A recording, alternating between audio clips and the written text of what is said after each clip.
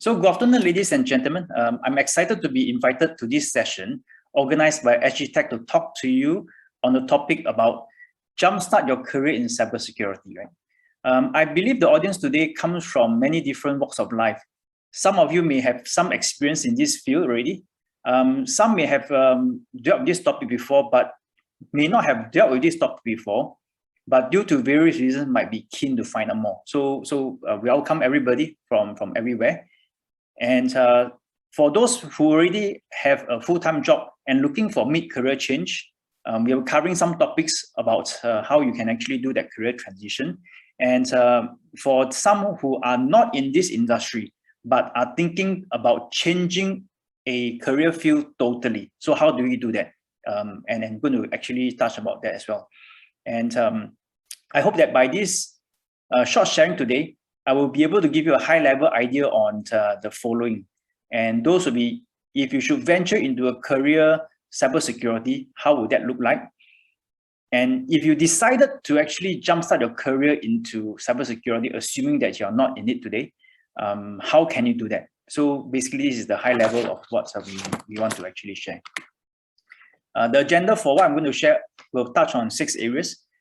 Some of the cybersecurity job trends in 2021. Reasons for you to start into this. Some of you may be asking, why should I start this, right? For those who are sitting on the fence, I'll give you the reasons why. And once we are decided, the skills future framework and the career path will give you a great idea how you can actually maneuver in this landscape. And certification and qualifications, which is relevant for cybersecurity, places to look and some of the programs that you might actually capitalize on and have some leverage to actually kickstart.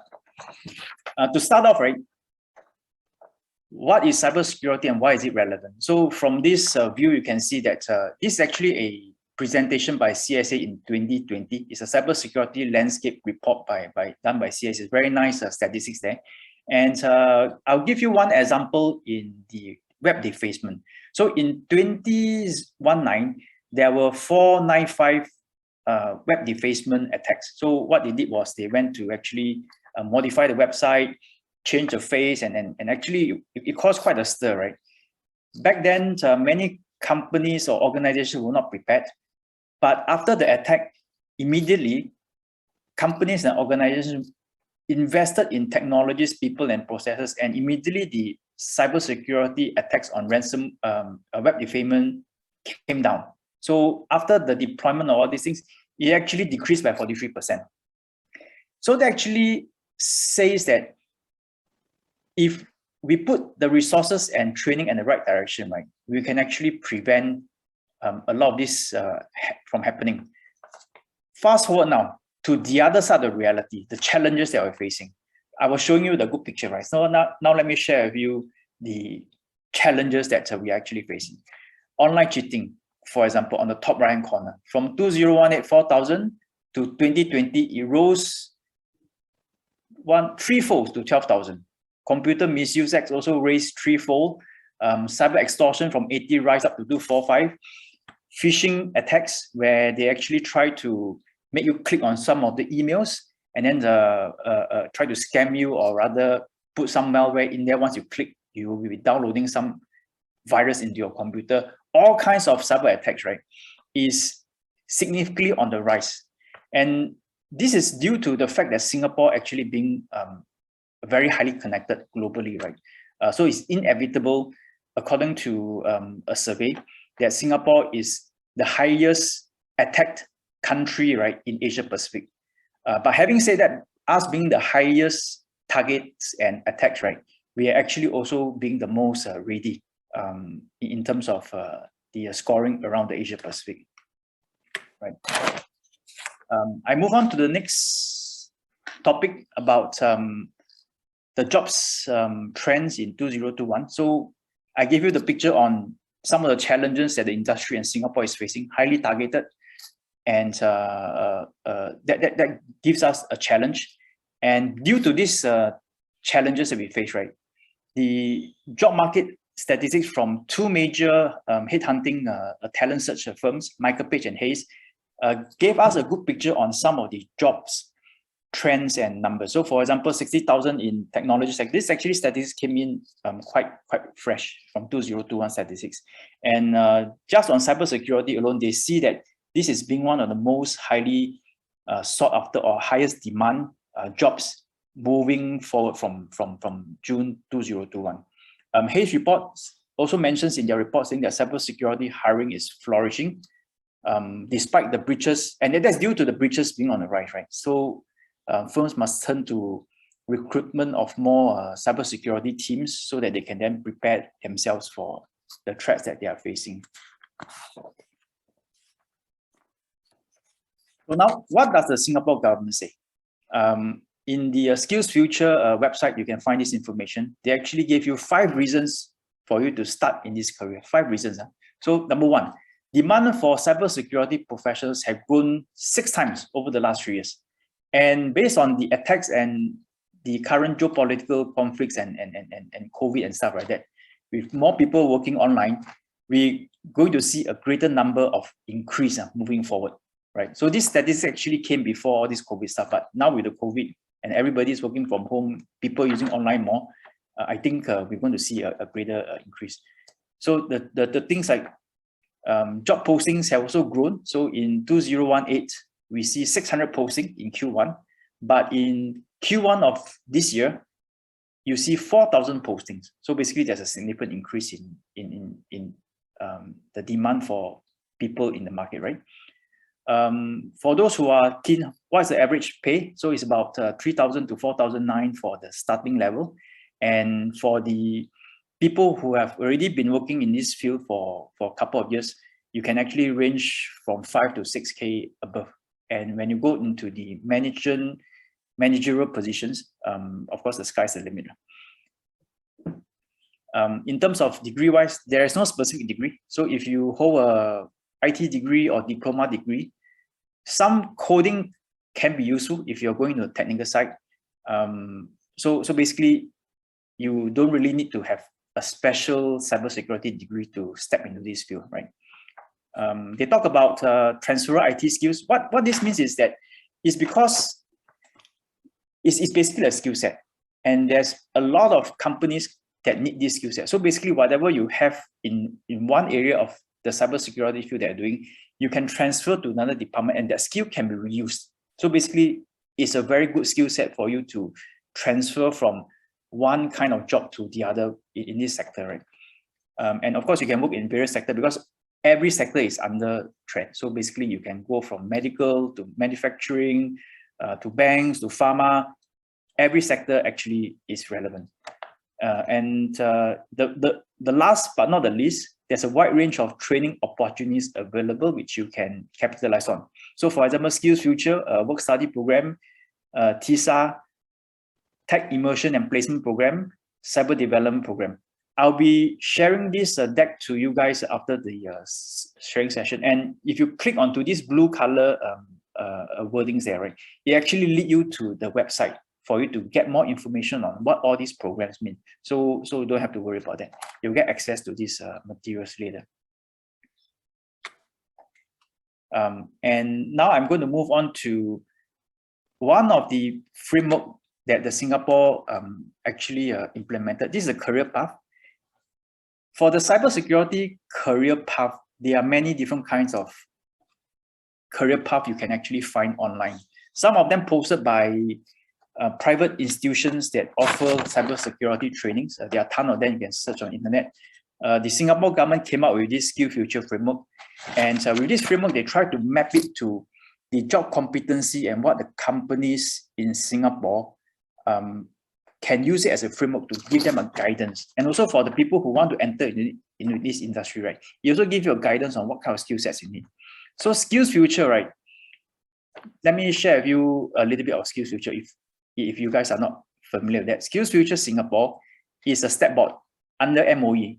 So it drives and coordinates the implementation of National Skills Future movement.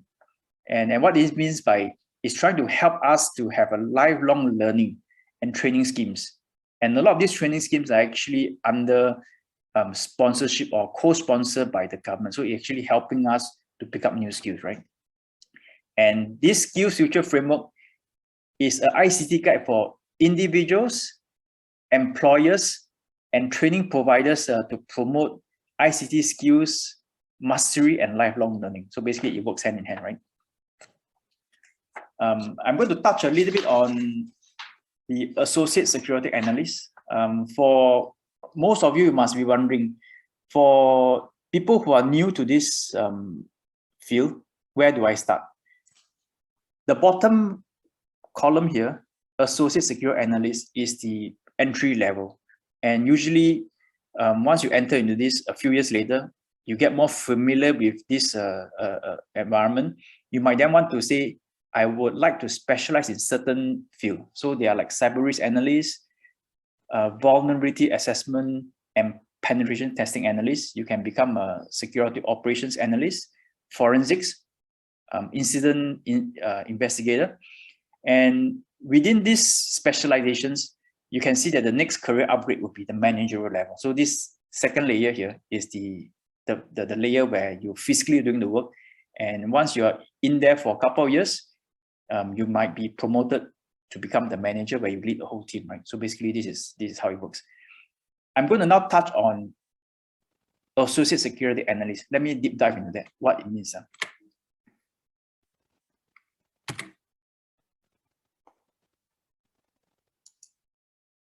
So this is what a Associate Security Analyst looks like. Under the Skill Future framework, they have all the different technical skills and competencies. Some are technical, some are soft skills. So for example, business needs analysis is more of a business nature kind of a skill set. You have a stakeholder management, people manager. Those are actually a soft skill part. The hard skills are the technical skills. It will be network administration, maintenance, cyber and data breach incident management. These are the technical skills which you have to go through certain programs to learn those skill sets, cyber forensics. And they have a proficiency level. So level 2, what it means is a basic level. And level 3 will be a high level, and the level 5 being the most advanced. So for a security associate analyst, most of the skills proficiency level required is a level 2 and level 3, right? So let me share with you what are the tasks specific to a level 2 and level 3 looks like. So for example, if you were to talk about monitor cybersecurity systems, so you are expected key tasks, perform monitoring. So you realize at level 2, level 3, right? Basic monitoring activities. Respond to cybersecurity queries. So it also can be level 2 to level 5. So for example, responding to cybersecurity queries at the level 2 level, right? It's just only talking about basic assisting activities, maintaining logs. So these activities, if you go through a proper sort of briefing or training on cybersecurity and you understand the lingo and stuff, you're not expected to go and do forensics investigation, write reports, what kind of attack the customer is being attacked, what kind of intrusion the system is done. That will be at the level 4 and 5. But at the level 2 and 3, you are existing in most of these activities. So you might be having a more technical person that's doing the investigations. They might assign some work for you to help them with the investigations, but not you personally doing the investigation, but existing. Stuff like that, right? For example, another one, optimize cybersecurity system performance. You'll be expected to do installation, testings, upgrade. So these kind of activities are pretty simple, right? So basically, those are some of the level 2, level 3. I now go on into the green color is a specialization. Remember just now I talked about after you go through the analysis, you want to specialize, right? So these are the specialization track. Level 4, you are required to do more. So I will send to you this deck you can. Another view from an independent firm, they also have what we call the cybersecurity career path. So there are many sources all over internet, but I'm giving you samples so that you can then make your own study and research, right? And the next question will be, what do I do? How can I learn all this to get to this skill set, right? Oh, it's actually quite a lot. There are like so many organizations, ISC Squared, ISACA, Easy Council, GIA, computer security plus, a whole bunch. So for example, one of the popular ones would be CISSP, you have a CISA, CISM, security plus. So for those who are looking at this for the first time, right, it can be very confusing. What do I do and how do I get all this certification? How long do I need? And then is it very difficult to learn? And also the other question that you might pop up is, which certification is the most valuable? I have another table that shows that the different amount of jobs.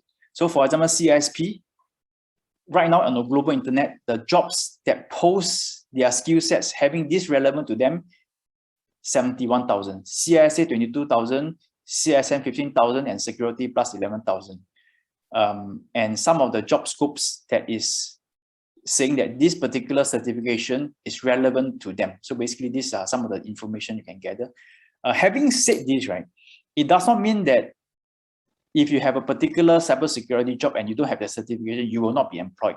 It's just a guidance saying that if you have some of these certifications, it makes your resume more shining, right? And then if you are interviewing, having some of these certifications, even though you are applying for a particular position and this one is not in there, having some of these certifications makes your resume looks more exciting, but because you are also competing with other candidates, right?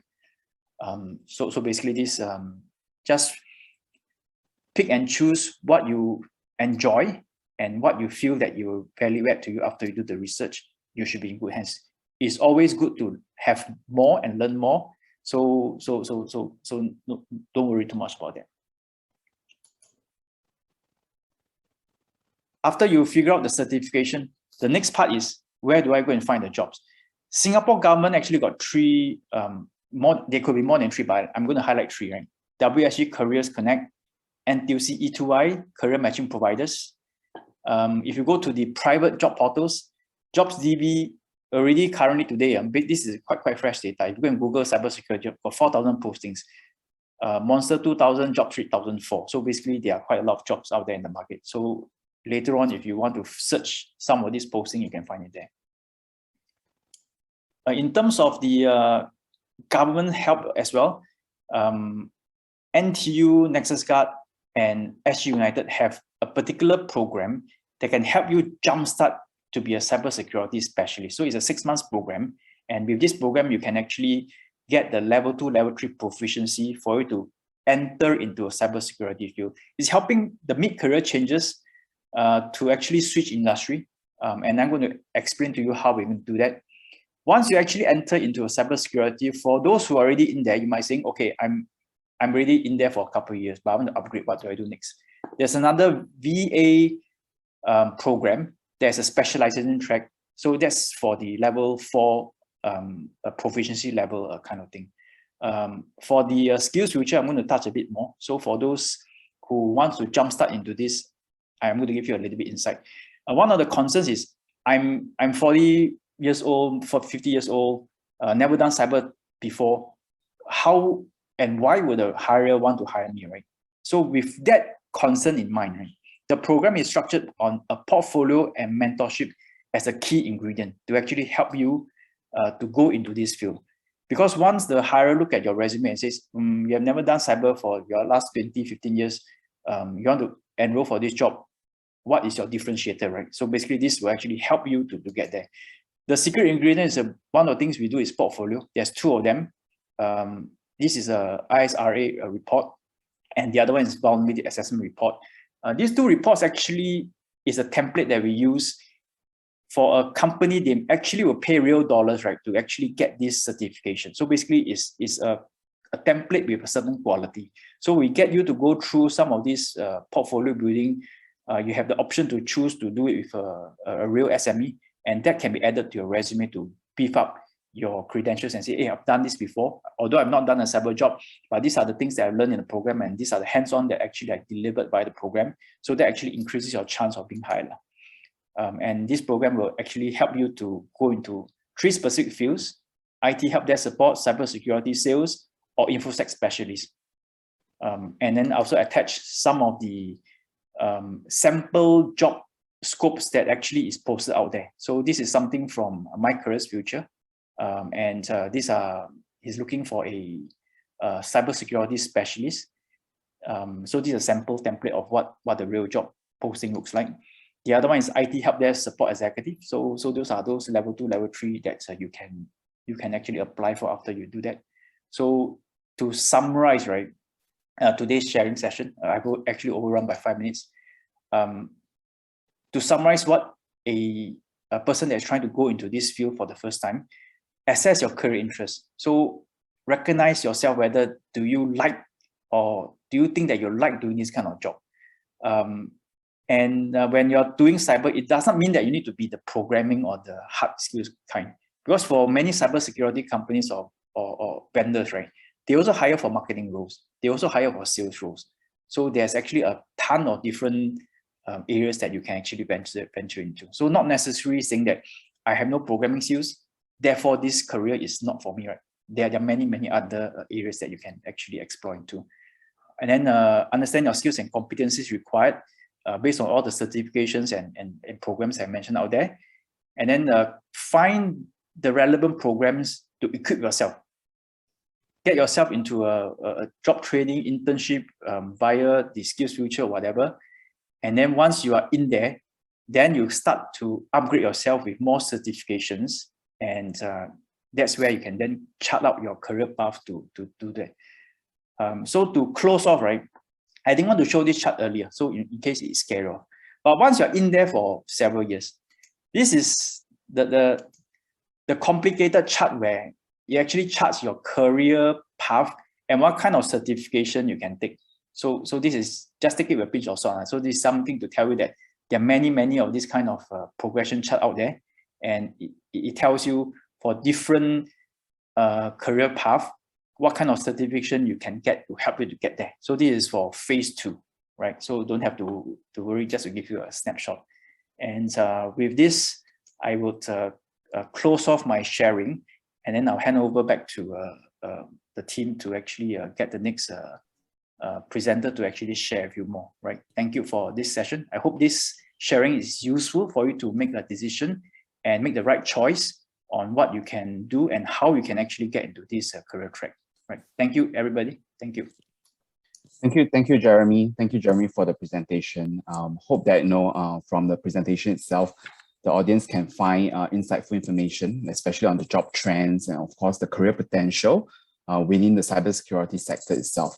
So next, I would like to invite our next speaker, Mr. Jaron Kong. So Jaron is the team lead for Air Worldwide, and he's also a volunteer career advisor with Workforce Singapore. So as a technology management, governance and information security management professional, Jaron utilizes like technical expertise and of course leadership to achieve business goals for his organization. And on top of that, Jaron has close to 20 years of extensive experience in orchestrating system design and development, implementation and support. So he's also passionate in staying abreast of the latest tech trends, implementing them to achieve organizational objectives. So without further ado, over to you, Jaron. Thank you, Gary.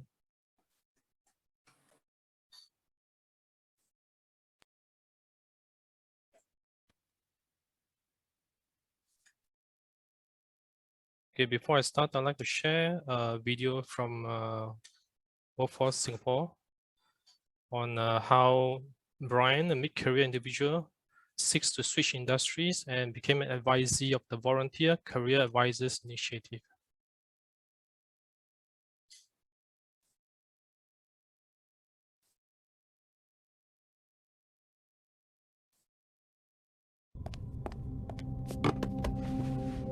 Mr. Tan, so you are aware of the long working hours, right? Believe me, I've worked all hours. You have what? 15 more years to offer, at best? I like to see it as bringing 25 years of experience to the table. Do you really think you can keep up with the younger ones though? Mr. Tan, Are you aware of work-life balance? Are you sure you can handle the stress? Are you prepared to work overtime? Brian, your skills are transferable. Plus, you have the advantage of having done all this before. You know, a very successful exec once gave me some excellent advice that I should turn age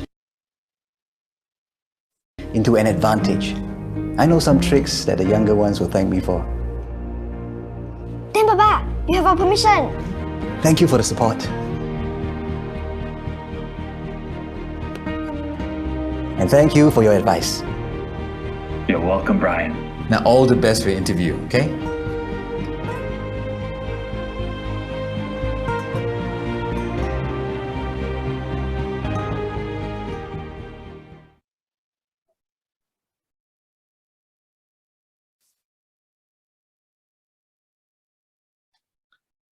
Okay.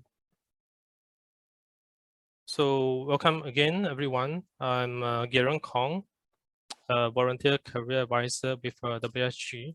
So I prepared a summary of myself. I believe Gary has covered most of it just now.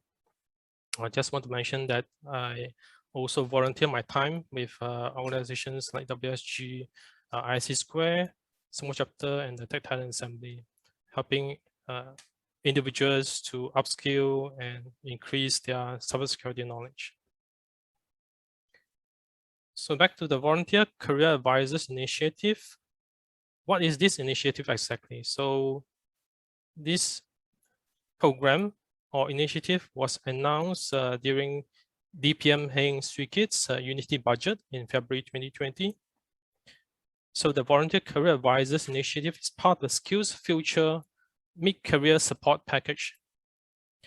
The initiative aims to provide individuals, especially mature workers, with peer-level support and career guidance as they navigate professional pathways to advance their career or transition to other jobs. And Workforce Singapore is building a pool of volunteer career advisors from various professional communities who will draw from the respective industry experience to provide their peers and colleagues with sector and occupation-specific career advice and to connect them to helpful resources. And through the Career Advisors Initiative, workers will have the opportunity to access important insights on industry trends and emerging skills to make informed career decisions with greater confidence. So far, the Career Advisors Initiative has been launched for a number of sectors like accountancy, electronics, healthcare, infocom, technology, as well as retail.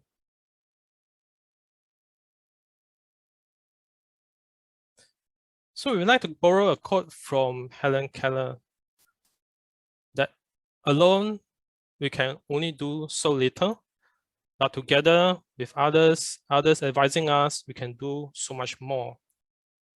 So embarking on new beginnings for these job seekers or citizens worried about their job stability, career transitioning to other industries can be daunting, but it no longer needs to be. With the right advice from these volunteer career advisors, you can put your possibilities to work. And where does this, these PMETs or professionals, managers, executive technicians, or mid-career professionals who face challenges and concerns on their career progression and looking for new job opportunities, they face a lot of these challenges and concerns. And where does these challenges and concerns come from? Basically, they are brought about by three main drivers due to the changing job landscape. So first of all, we see technological disruptions. This, of course, as everyone is aware, was accelerated by COVID-19 and have impacted many industries and jobs. The second driver of this change is driven by new emerging sectors. So there are some sectors that are going downhill, less sought after, and the businesses need to reinvent themselves into new emerging sectors. And what happens because of that? New jobs will be created and new opportunities for these job seekers. And third, due to these changing job roles, there will be evolving work expectations and longer working life.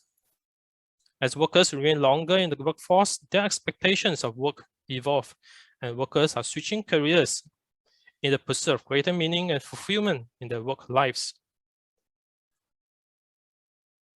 So who are these work volunteer career advisors? We are actually a group of workers, entrepreneurs, just like every one of you. We are industry professionals with strong experience in the specific sectors or industries, certain expertise in specific areas, and maybe a specific network within our group of friends and peers and colleagues in the industry. And also, we also comprise of a group of professional conversion program alumni who have successfully transitioned into new careers because of this initiative. So the question is, why do we want to volunteer? Well, we are committed to help fellow Singaporeans seek clarity, gain confidence in their career navigation, excited to share the opportunities about the industry we are in. And we are also keen to impart valuable industry knowledge and insights to those specific sectors.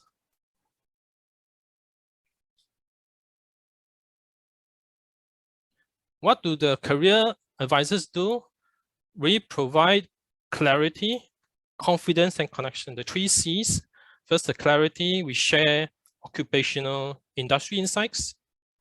This includes trends and opportunities in those specific sectors. For advisors to have certain clarity or greater clarity to embark on career opportunities.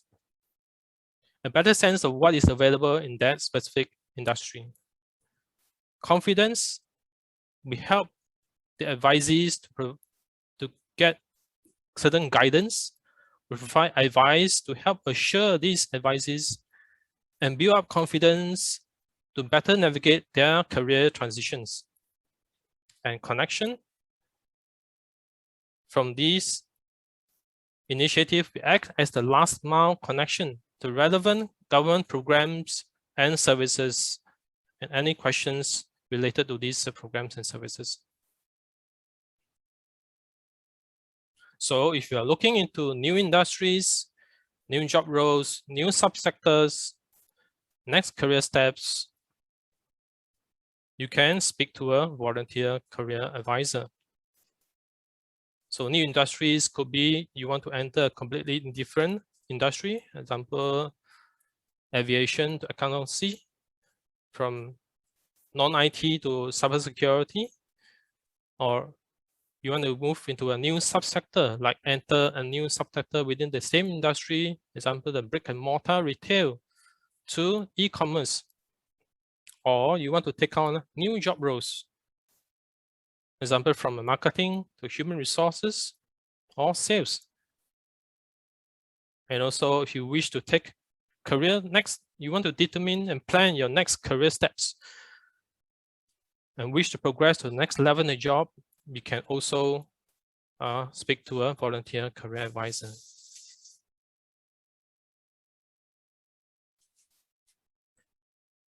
So how are these advisory sessions conducted? They are conducted either digitally, because of COVID-19 as well. We have this self-management measures.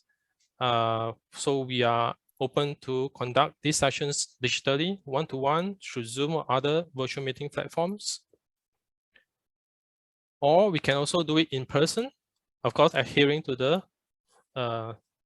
self-management measures of the day. So it's either one-to-one or small group meetups physically. So do connect with us today. Visit the Volunteer Career Advisors Initiative microsite. You can scan the QR code on the slide, and you can find out about the initiative, more details about the initiative. You can connect with a volunteer career advisor or join industry-specific networking events and webinars organized by the WSG Singapore. And thank you. Thank you, Jaron, for sharing with us the Volunteer Career Advisor initiative. So it's very well put, right? Together we can do so much more. So that's the exact intent of today's webinar, where we see a close-knit partnership between our government agency, Workforce Singapore, ourselves, and of course our industry expert coming together to share more insights about starting a career in cybersecurity. So if you're interested to find out more on the Career Advisor initiative, but you have missed out on the QR code later, don't worry. We'll display it again later towards the end of this entire session. So right now we'll move on to our next segment, which is the panel discussion, which will try to answer some of the burning questions which I've seen coming through the Q&A toolbar. So of course, other than Jeremy and Jaron, who has spoken earlier, we have two other guests who will join us today, which I'll introduce them shortly. But before we start the panel discussion proper, we would like our audience to do us a very, very short favor, right? So basically, we would like to conduct a very quick poll with you. Tell us what are some of your greatest fears or even challenges that you face, which I've seen in some of the questions that you have posted just now already, but we would like to have a poll so that we can help to address some of the top challenges that you face later during the discussion itself. So just use 5 minutes of your time, do this, and then we will start the panel discussion in a short while. Thank you.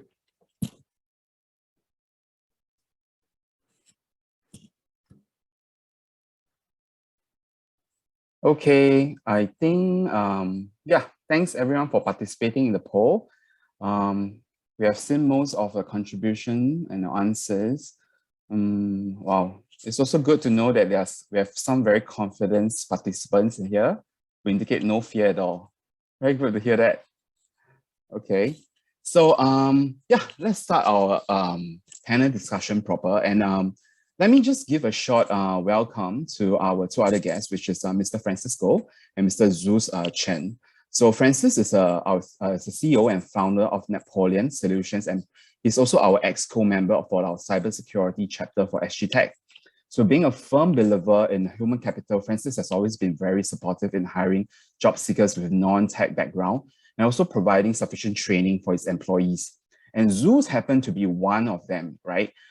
He was with Napoleon for almost 9 years before he actually moved on to another company where he continues with his career in the cybersecurity industry itself.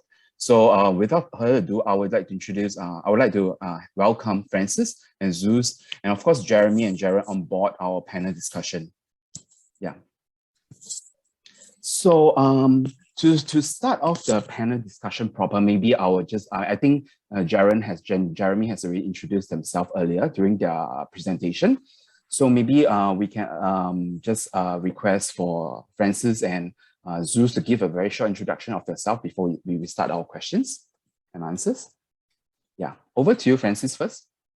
Guys, good morning. Sorry, I think it's good afternoon. Yep. A bit myself.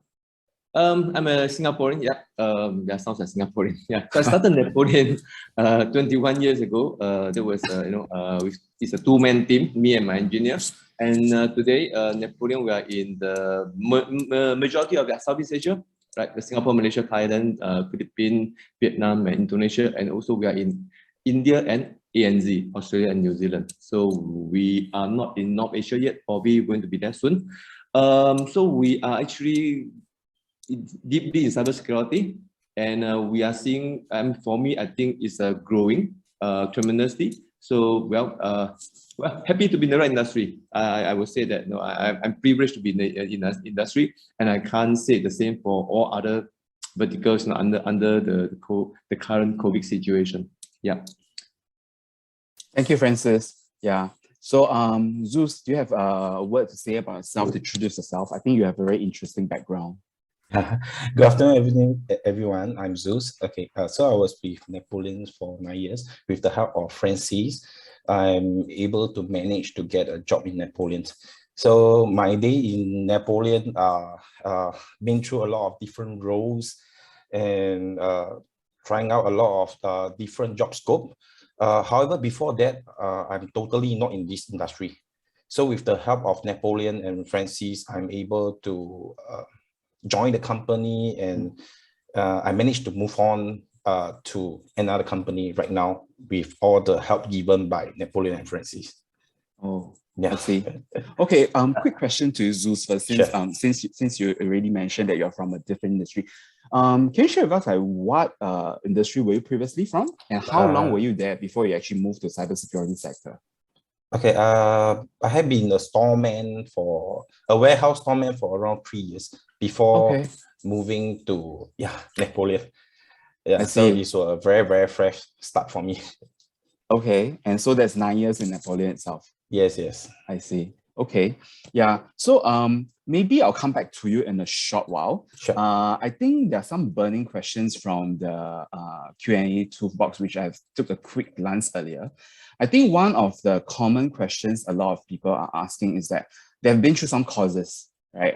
Be it from SGTech courses or some other courses. But the thing is that they're concerned about some of the fact of lack of relevant experience. So in that case, can I pose this question to Jeremy, which we have shared earlier about transferable skills and all that. I mean, from your point of view, what do you think about this question itself and this concern? So the question is skills, right? No, it's about not having the relevant experience. Or relevant experience. Yeah. So when it comes to hiring, right? Give you another example, right? For my Nexus Guard, which is actually a cybersecurity company, and we actually operate a security operations center within our company. To your surprise, actually, one of our staff they hired actually was an air stewardess. They came in as a channel sales, and then later on they progressed into a more technical field, working within the SOC. So that actually comes to answering customer feedback or requirements when the customer is under attack. So in terms of the skill sets, right? Again, Zeus is another example. I just stated one or two of my personal company experiences where we actually onboard people without cybersecurity skills, and eventually they actually progress quite well, right? A few things when it comes to hiring, the amplitude is one thing, the personal attitude towards and motivations towards their work, that picks up for any hiring manager. And then from there, the skill sets, they can be picked up. Usually, if you have no relevant skills, you can start from the, according to provisional level 2 or 3. And then from there on, once you're more familiar, you can then get more certification to actually move up the competency or proficiency levels. That allows you to do certain specializations later on. I see. Okay, thanks, Jeremy. Maybe Francis, can I also I ask you this similar question when it comes to the lack of relevant experience, right? I mean, obviously you have a perfect example, which is Zeus in this case, right? You have hired him, he's with you for 9 years, and any other examples, and what makes you like willing to hire Zeus even when he does not have any cybersecurity experience at all, and for that matter, maybe not the right skills also? What makes you want to do that? Yeah, maybe I will just share a bit of about myself. Again, I think not to seem arrogant. So I graduate with the NTU first class honor, right, in engineering degree. So I guess in Singapore's term, if as far as degree is concerned, I always tell my people, right, I'm sorry, if you want to talk about academic, the maximum you can do is to equal me. You can't beat me. Yeah, as far as degree is concerned. But I actually did 5 years in my secondary school, so I retained in a sense lah. So I think the people who are academically not good when you're young. And for me, I'm sort of a bit lucky whereby I grew a bit older. I managed to get back to the mainstream. I went to a degree and I graduated, right? But I would say that the same cannot be said for a lot of people. I mean, take for example, right, Zeus, right? I mean, yeah, academically, I don't think he went very far. So he ended up doing some jobs like storeman and some others, right? And in Napoleon, there are some other examples as well. So for me, I think I think attitude is everything, right? If you have the right attitude, you want to learn, and cybersecurity industry is where you should be. Why? Because today, government always talk about lifelong learning. I mean, lifelong learning. I didn't talk about this for quite a number of years. In cybersecurity industry, we are doing the lifelong learning in our industry, because in our industry, you cannot don't learn. I mean, there's always new things, and you need to follow the steps. So we are actually learning all this well. So basically, that's what I think, right? Attitude is everything, because you need to learn every other day in this industry. I see. Okay. So good to hear that. I mean, then in that case, I mean, the next question I would like to check in with Zeus in this case, right? Yes. Can you just share briefly with us how's your experience with in the cybersecurity industry itself, and what makes you decide to pick up a career in there? You know, and what are some of the best takeaway you had so far in your this close to 9 to 10 years of your career within the cybersecurity industry itself? Okay, yeah. I think the best takeaway is to accept all challenge in my life. So I'm actually a secondary school dropout student. So that's why I went to Stormman. Then I met some friends. They told me about IT industry. Then I was like, oh, so excited. So I wanted to give it a try. So my first job interview was with Napoleon. So it was very smooth, but they have a challenge for me, is that whether you're able to take up 24/7 duties and jobs. So I'm too excited. So I actually say yes to them. Then I started my journey with them. Yeah, it was never easy, but the path that I've been through is having so much fun. And I think teamwork plays a very important role. The management people in your company is also important. So they are the one who encouraged me. And I managed to get my diploma in Napoleon. So they sponsored me with a diploma in infocom technology. And that is where I have more confidence with my job and task. So I also went for security courses like QISP, hosted by NUS.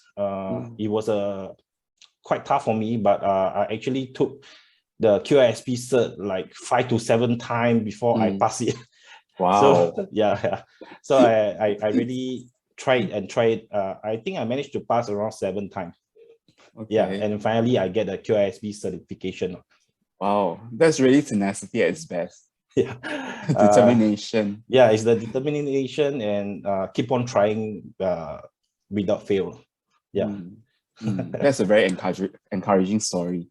So okay, next question I would like to also ask Jaron in this case, right? Because I think from the poll, you know, we have seen some of the top 3 concerns that they have. You know, first, of course, you know, lack the right skills, which I think is a very relevant fear that a lot of people, career switchers and job seekers have in mind.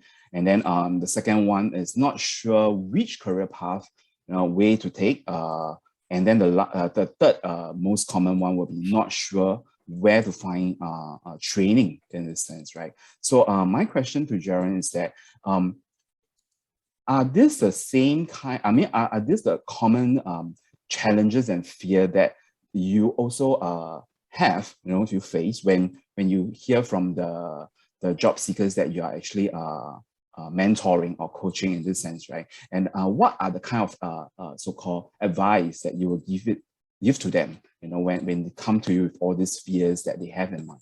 Yeah. Right.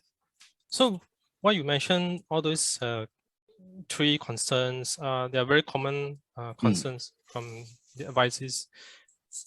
But what brought about these concerns, because the advices may not have a good understanding of their interests.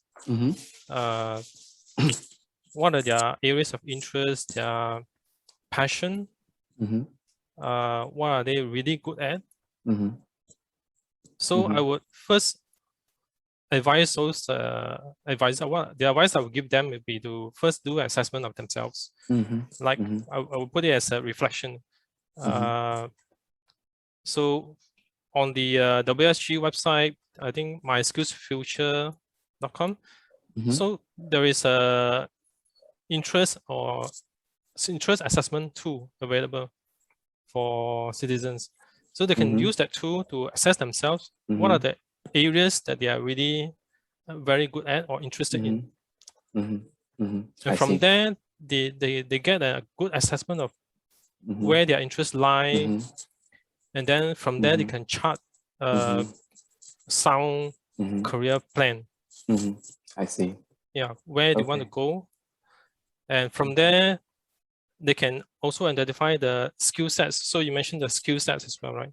So what give rise to this skills gap or this concern about the skills? Because the advisors need to know what are they capable of, and when they go and look at all these job postings in the relevant industry that they're trying to go into, they probably will look at these skills that required in the job descriptions. What they do need to do will be to identify these skills and then look at whether do they have these skills. If they do not have these skills, then obviously they need to go and look for attend courses, attend training for these courses. And for lack of experience, again, lack of experience gives rise from where? Because of some, not just from theory knowledge, the employer needs to know whether do you really know how to do that specific task. So there are courses that provide this hands-on practical component in the courses. So it's a required assessment. So if you attend those courses, obviously you have been tested, you have been able to do those tasks, those hands-on tasks, and that will prove as that will be a sort of a proof to an employee that you have actually done it. Okay. All right. Thank you. Thank you, Jaron. Yeah, it's essentially it actually aligns to what Jeremy has summarizes in his presentation. Right. First, assess your personal interests. Right. Then after that, look into finding avenues of the kind of career opportunities that might be out there pertaining to the industry that you are interested in. And then if there's a lack of skills, right, look for resources exactly like what you mentioned, look for resources where you can gain the necessary skills, upskill itself, reskill itself, find ways to get into that, right? So which is essentially almost the same kind of fundamental steps that all of us should undertake if we are looking into such a career switch. Right. Okay. So I want to bring this discussion back to Jeremy and also Francis. Right. I think some of the question I think we have seen Francis kindly actually address them. So I think for the larger group for the whole audience itself, right? I think some of the questions which they're asking is like, if there's a lack of programming skills in this sense, right? Is it necessary? Or is it a disadvantage for them if they want to get into a career within the cybersecurity sector? So can I request either one of the gentlemen here to address this again? Yeah, maybe I'll take the question first. The short answer is no. You don't really need to have a programming skill for the start. Reason being is because I shared earlier that for the cybersecurity landscape, there are many different tracks that you can go into. For example, even the very non-technical one, like the marketing division, the sales division, all these don't really need a programming skills. It is only when you start on a particular journey and then you realize that you like a certain kind of a more in-depth career path, right? That's where you can then go and acquire those technical skills. So one example is if you were to want to specialize into a penetration testing track, right? Then obviously you need to go and take up Linux, bash scripting, Perl, Python. So because all these skills need to be applicable to the Kali course that you're required to take on during the learning program, right? Because you need to have all these skill sets. So other than that, it's good to have, and you can pick it up once you have a clearer view on what you want to specialize in. That can come in handy. Okay. How about you, Francis? Francis, you're muted. Not sure I agree with Jeremy, because really, depending on what you want to do in this industry, right? I mean, just take for example, you can work in the bank, and if you're doing sales, you just sell banking products, finance products, and you can sell any products. You can go next day to sell some automobile or otherwise IT solution or otherwise cybersecurity solution. What you have is a sales skill, not so much on the product or thing that you sell. right? So what Jeremy says is very true. So depending on what you want to do, marketing, the means what you need to have is a marketing skill. Do you have a digital marketing skill? If you are doing digital marketing skill, you can market any product that given to you. Right. So we look at the roles that we are going to play. Right. If you are management, then you are in the management, then you need to have management skill. Obviously, if you are going to the technical side, then things are a bit more complex because you are in a position of doing technical thing to make things work. That means you do need to have the know-how to make things work. Then again, making things work doesn't mean that you need to do programming as well, because there are a lot of things that doesn't require you to do programming. And programming itself is also, to me, largely misunderstood because there are actually a few levels of programming they're talking about. Example, Python. Python is more like language-based kind, so a natural language-based kind of programming language, right? Whereby it's more like near English, so that you can just program through English writing. Compared to, let's say, C++, whereby you really need to go very technical details. There's more so-called low-level kind of programming, right? Now, obviously, if you're going to Linux, you want to go to OS level. That'll be another spectrum altogether. So there are a whole host of details that we could look into. But Jeremy say right. Short answer, programming language is not needed as a skill set. Can I maybe add on to the technical part of it? Yeah, sure. Yeah. So for example, in Nexus Card, we have a SOC, which you mentioned earlier, and also have a development team. So even in the SOC, there's different proficiency level, and at the different proficiency level, they do different things. So for example, right, person working in the SOC, the first level, help desk level 1, picking up the call, looking at the dashboard, they might be tasked to look at the SIEM. Actually, it's a tool that is used in a SOC, right?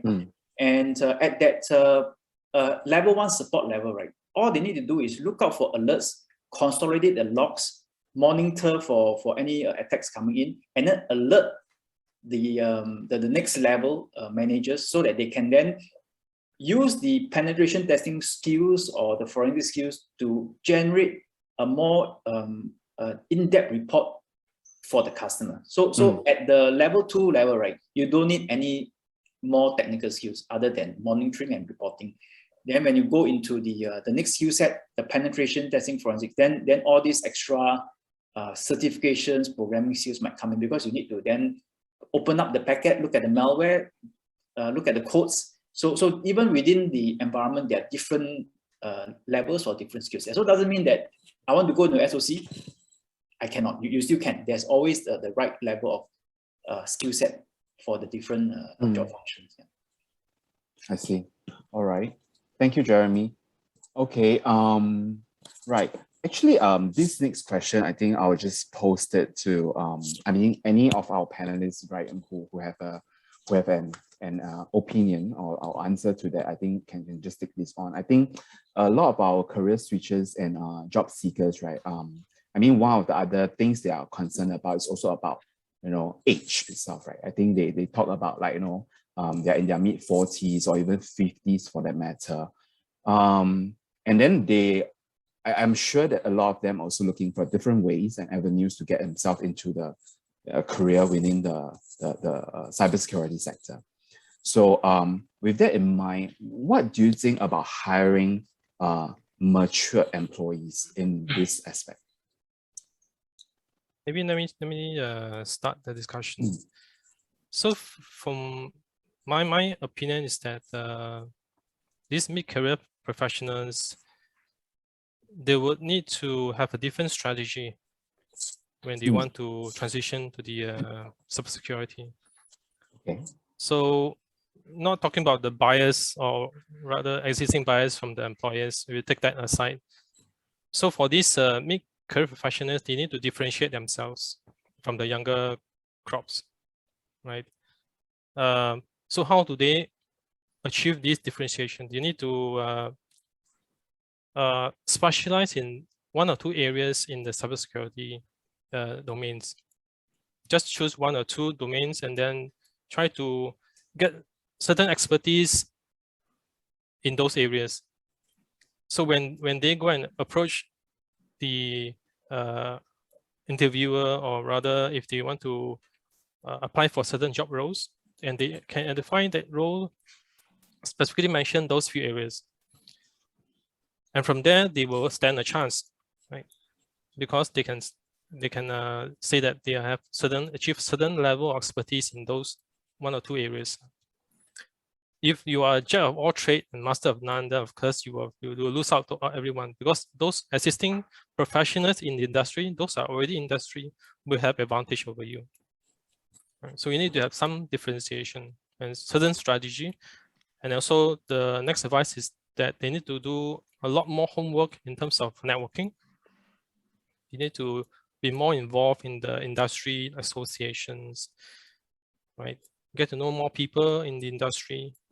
So from there, probably the people that they know may be able to refer them to the specific organization. They may know people who are already working in those organizations that he or she intend to apply for the role.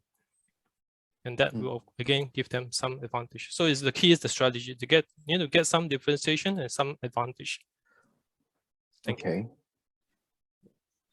Maybe I would want to share my conversation with my son actually. Okay. You know, again, I think I don't feel offensive, but in case any of you here will feel that I'm not really friendly, then my apology. So actually, I just want to share. Okay, so actually my son actually took cybersecurity diploma. So well, he graduated, and shortly after he started working, right? So after he started working, so I asked him, hey, so what do you do every day?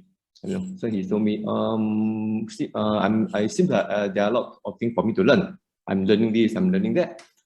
Then I would also ask him, so before that you were in school, what do you do? Then he told me, I learn. Then so before in poly you were learning, then now you are working, you are still learning. Then what's the difference? So I asked him, what's the difference? So he told me, yeah, actually no difference, because I still learning. I told him, my son, let's get real. There's a difference here. Then he looked at me, what's the difference? I'm doing the same. Yeah, you're doing the same. However, the things change. Before that, you are paying to learn. Now people pay you to learn. So I think so he was looking at me, okay, sounds like something different. Yeah, so look, you need to get yourself productive ASAP, because no one is going to keep paying you to learn. Learning should be part of your job. Getting things done is really the thing that you need to do. That means we're talking about the mind shift in terms of value add to the business, right? So to the audience here, whether you are, right now we're talking about you want to switch career to ICT industry. As I mentioned, ICT industry in itself is a lifelong learning industry. So lifelong learning becomes part of, well, the ticket to be in the industry. You can't claim that you lifelong learn, you do the lifelong learning, that's the reason why you are eligible. No, this is part of the basic. And right now you are starting the journey, right? So I guess I come back to the thing called attitude. So what the employer probably want to look at is the attitude that you have, that you want to see it through, that for this switch. And obviously you are going to bump to a lot of challenges, as what Jules might share with you, right? But Jules is actually on a technical track. However, as what Jeremy pointed out, there are actually more than technical track. There are actually a lot of tracks. So in every track that you have, what Guardian is also pointed out to you, you got to find your competitive advantage. If you're good in management, then you want to go into IT security and do management, then you probably want to understand the industry so that you will be more empathy to the people in the industry, so that you will not just come in with with iron fist and bang the table. Because in IT industry, banging table is yesterday. We don't really bang tables in IT industry, because IT industry is a very collaborative industry. It's a bit it's kind of unique in this industry. So in the sense that you got to find your niche, you got to find your knowledge so that you can do a successful switch. I think this is something I want to add. Thank you, Francis. So mindset is very important, which is what Zeus probably has as well, a very strong mindset. Okay, yeah. So in view of time, maybe I would just round up by choosing one or two more questions from our audience, right? Let me just take a quick look. Okay, I I think this is quite an interesting question. I think this gentleman is asking for entry-level job, right? Are they mostly night shift? Is it how the working hours is like for entry-level job in the cybersecurity sector? I presume that it will be very much in a deeper tech kind of role. So maybe any of our gentlemen here can answer that. Maybe I'll take that from the SOC perspective. So from if you were to apply for a job which involves working in the help desk, support desk, ticket desk in a security operations center, then you definitely have to be expected to do shifts because it's operating 24/7. Some countries or some companies, MNC companies, they run their SOC called follow the sun. So under those kind of model, then you don't need to work around the clock because they have a center in US, one in Asia, and then another one in Australia time zone. So at different time zone, right, the team wakes up and take over the job. So really depends on which organization and which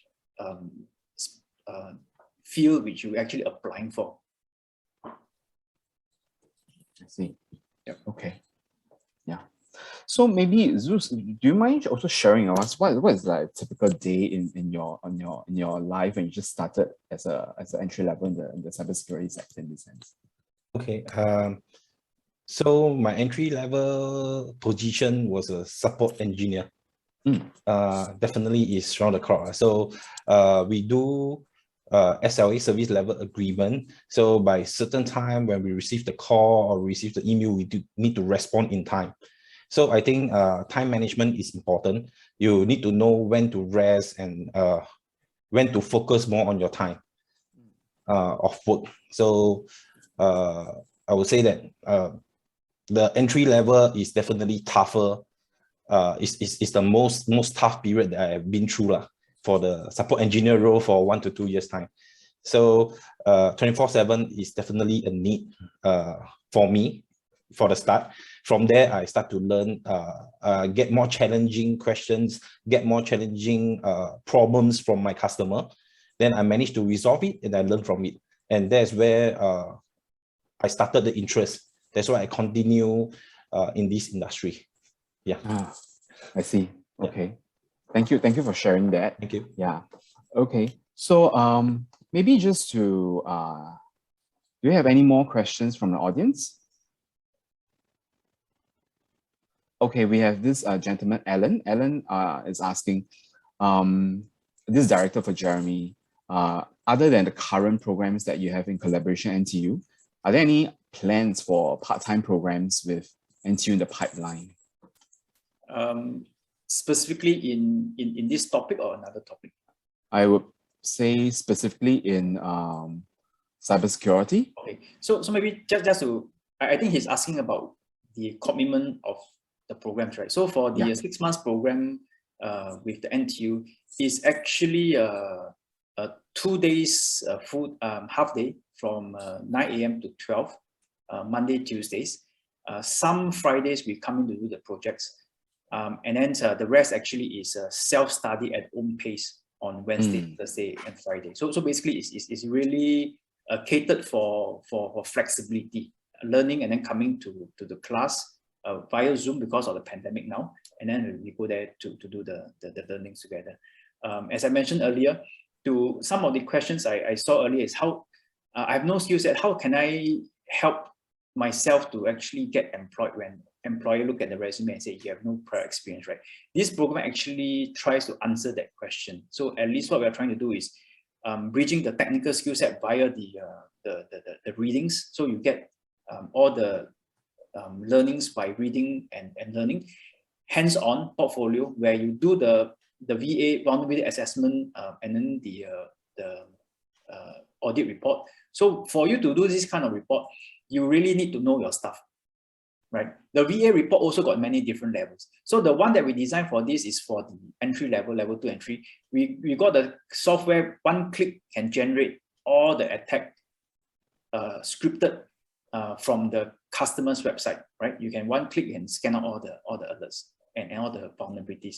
Versus if you were to go to the specialization course, then you need to do programming with the Kali Linux to launch attacks. So this one will help you to do that. But what you need to do is then you need to explain to the client, right? Which means the company you're under the internship, what all this attack means. So that is displaying your skill set. So hopefully with this portfolio, it will demonstrate that you do have certain hands-on, right? And increase your chance and differentiate yourself from a person that totally have no experience at all.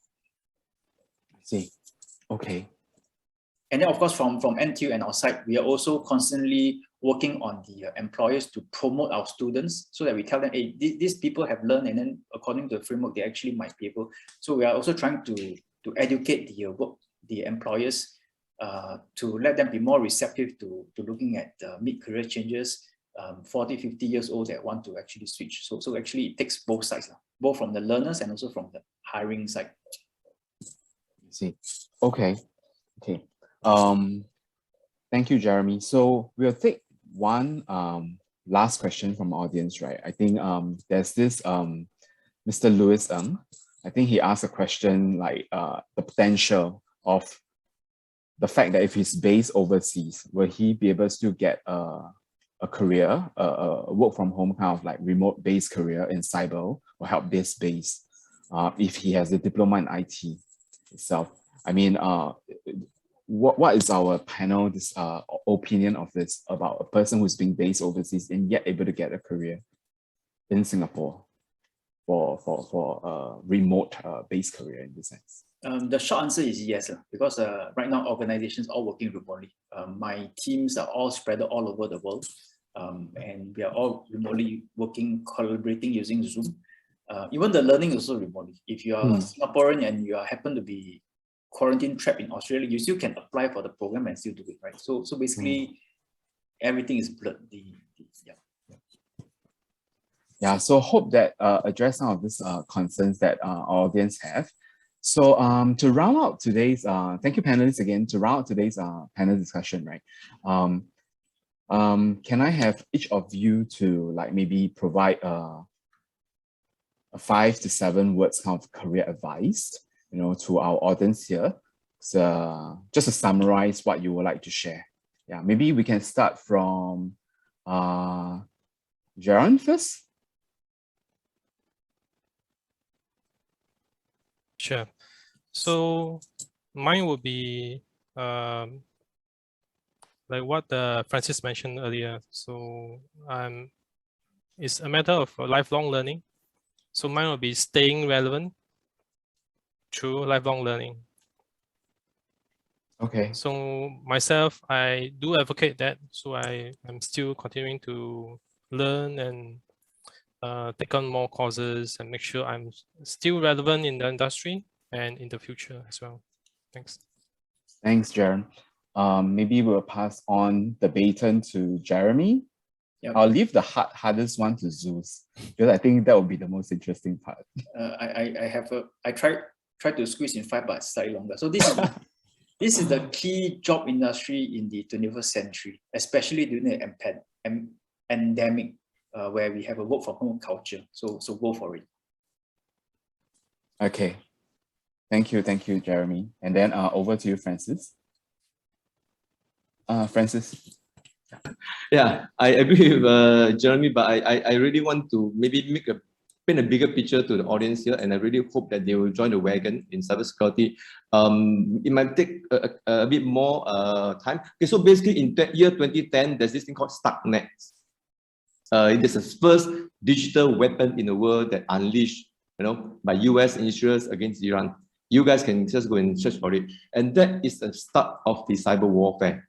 Right, the following year, President Obama signed cybersecurity bill into the cybersecurity bill means that digital warfare becomes a actual physical warfare, and that is where cybersecurity industry is running off, getting hotter and hotter until now, and it's not going to stop. And one thing good about, if you guys worry about certain level of foreign talent competition, right? If you're Singaporean, let me share with you that cybersecurity is going to get more and more nationalistic as well. Obviously, not all will go to Singaporean, but there will be some jobs only allocated to Singaporean because there's cybersecurity is national security. That is a very, very important thing that you guys got to know, right? Another perspective of looking at it, whatever government talk about it, digitalization, digital transformation, IoT, smart city, blockchain, whatever big name, big thing that you read in the newspaper, all these things will not happen. Absolutely will not happen without cybersecurity. So you guys will be in for a long ride. So need not to worry too much. Please come in. Thank you, Francis. Very assuring. Very, very assuring. Yes, okay. Yes. Finally, Zeus made an impact for us. Okay. For mine will be opportunity lies the place where complaints are. It's actually from Ma Yun. Okay, and I find it so true. I know this, few years back. I find it so true when people complain, they don't want to do 24/7, they don't want to do this, they don't want to do that, then I step in to do it. And that's where I managed to go through and learn more during my career path. So I think the best approach is to take up those things that people are fear of, 24/7, all these things that you are able to pick up, you will stand higher. People will notice you. Yeah, that's all from me. Thank you. Thank you, Zeus, for a very inspiring message given to us. So once again, thank you so much for all our panelists for your time here today, and of course, spending this afternoon over the lunchtime with our audience. Can we have a round of virtual applause for our panelists? Yeah. So thank you once again. Yep. So to round up today's webinar, I think we have heard a lot about very insightful stuff. So this is just a quick announcement before we can all adjourn for lunch. Next. So like I mentioned, if you're interested to find out more about career initiative and also events, you can reach out to us, right? I mean, we are in a close connection with our industry partners, our industry veterans like Francis, Jeremy, and then there's anything that we can help you with employment, assistance or whatever, come to us. We'll see what we can do for you. Okay, and then next, for those who have interested in what Jaron has shared, for the volunteer career advisor, and would like to connect with them to find out more what they can help you with. Yeah, this is a QR code here, and this is the website and the necessary contact information shown here. Do reach out to them if you need any other further advice, which they can surely help you on. Okay, so with that in mind, thank you so much for spending this almost 1.5 hours with us, and we hope that we'll see you all again, in other events and webinars that both WSG and SGTech will be partnering and joining together. Thank you.